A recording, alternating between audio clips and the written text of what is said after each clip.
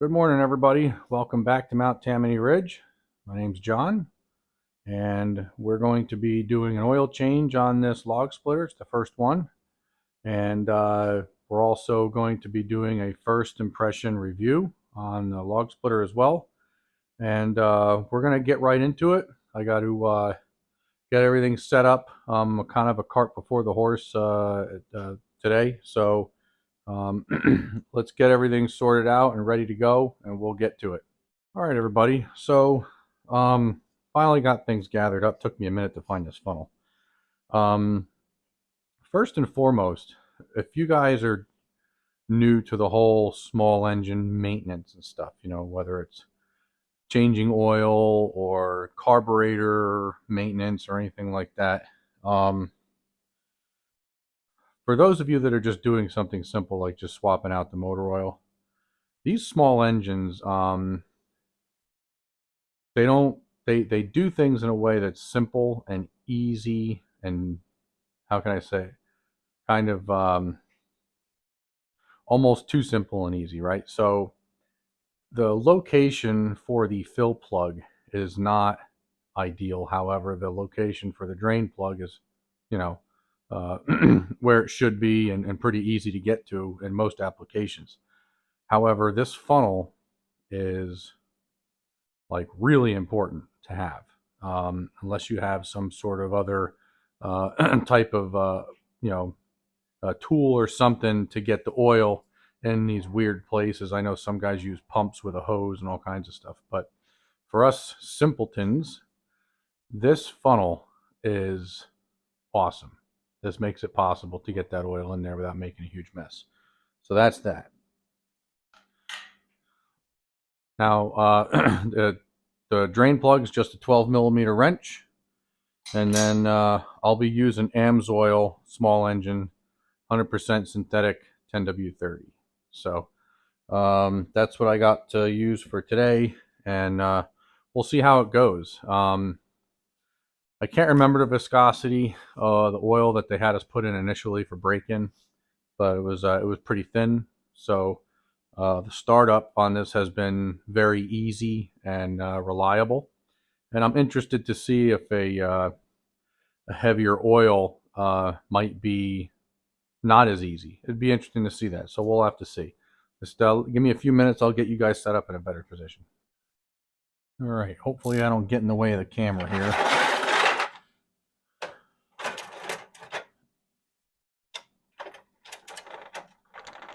Ooh, holy moly. Who in the world? Did they put that on with a...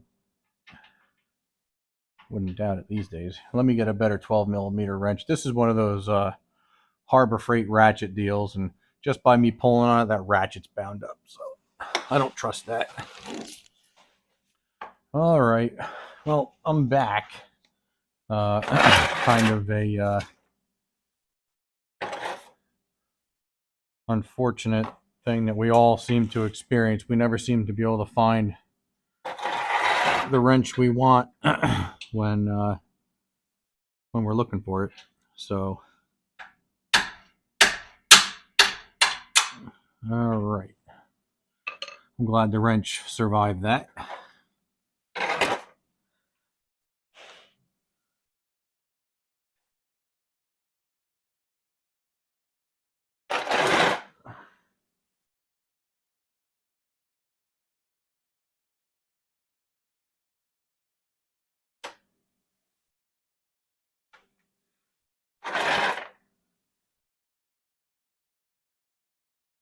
Oil looks pretty good.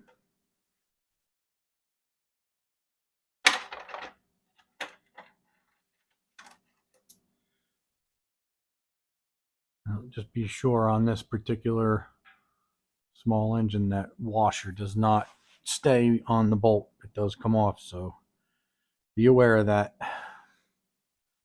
End up in the bottom of a oil container or something. Like, pop this, see if I can get a little bit more flow maybe. Hope I'm not blocking the camera with my head or anything else for that matter.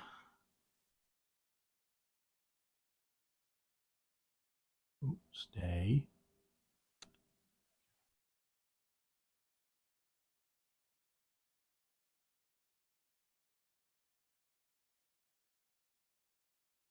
Well, that's a slow drain. All right, well, while that drains, I'm gonna shut off the camera.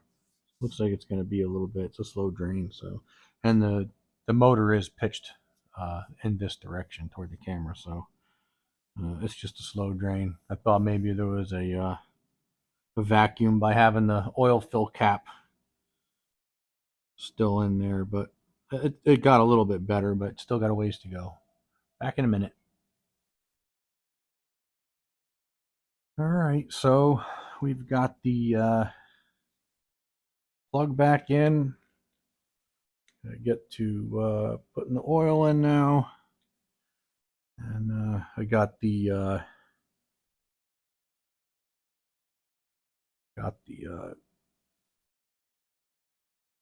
catch pan there underneath the funnel. Last time I did this oil funnel doesn't exactly flow very well because of the fact that it's not very steeply pitched, so it backs up pretty quickly. And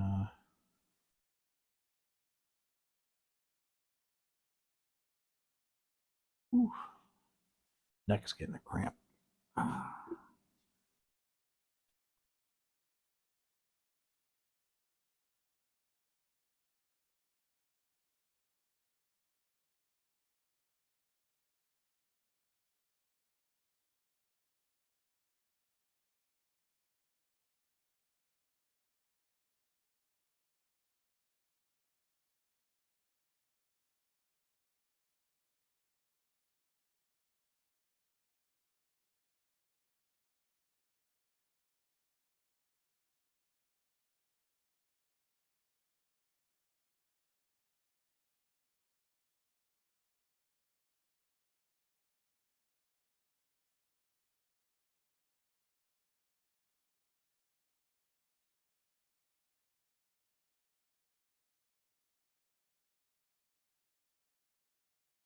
I mean, it's full.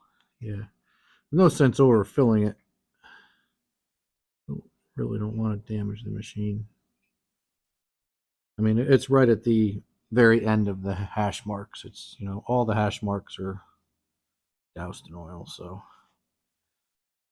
all right. So, I guess it's time to do the first impressions review of the Champion log splitter. We had purchased this from Tractor Supply at our local store. Um, and it's a 338cc, 37-ton log splitter. Okay, so it takes a lot to get this thing to not bust through some pretty gnarly stuff. However, it is stoppable, but it's been great. So as far as power, it certainly has zero issues. Now, the motor, so far, I really don't know anything about the motor. Um, I'm pretty sure it's a Chinese brand or Chinese manufactured motor. However, to me, the most important thing is, does it run? Does it run well? And does it start easy? And so far, all the above applies. The thing has been reliable for cold starts. It doesn't stumble at all. So as far as the motor is concerned, it's great. So far, so good. Now, um, the only things about the splitter that I'm not super fond of is the main thing. I'll bring this. I'll bring you guys in a little bit closer, but the main thing is these little side tables. Okay. It's definitely better to have the ones that are there. It's better than not having any at all. However, they do tend to be bent very, very easily. Now, I'm going to show you what I mean here. Let me bring the camera in a little closer so you guys can see the complications that I've been having with the material that these are made out of. Okay, there we go. That's a little better. So the material that these are made of, this steel is very, very, very thin. I mean, we're looking at, I don't know, less than 1/8 of an inch of material there. It's probably 1/8 of an inch with the paint on it. So as you can see, both sides are pretty well mangled. Now, what happens, the reason why that happens, and any of you that have these Champion log splitters know exactly why this is going on. However, I still think it's worth mentioning. When you get a log and you start splitting it, and say it's a kind of a gnarly type of wood where it's got a lot of splinters, or maybe there's a tree knot or something, when you flip it around and you lay it down and you start pushing the ram into the log to split it, if that log has to move, it catches, those splinters and shards of log that are still stuck to the firewood piece catch in here. And because these are built the way they are, they're very easily overcome, and the whole thing just bends this way and shifts. This happened both on the same day, both of them. Because of the type of wood I was splitting, it was making it really hard to avoid snags like that. So that really, I mean, is my only gripe about the machine, to be honest.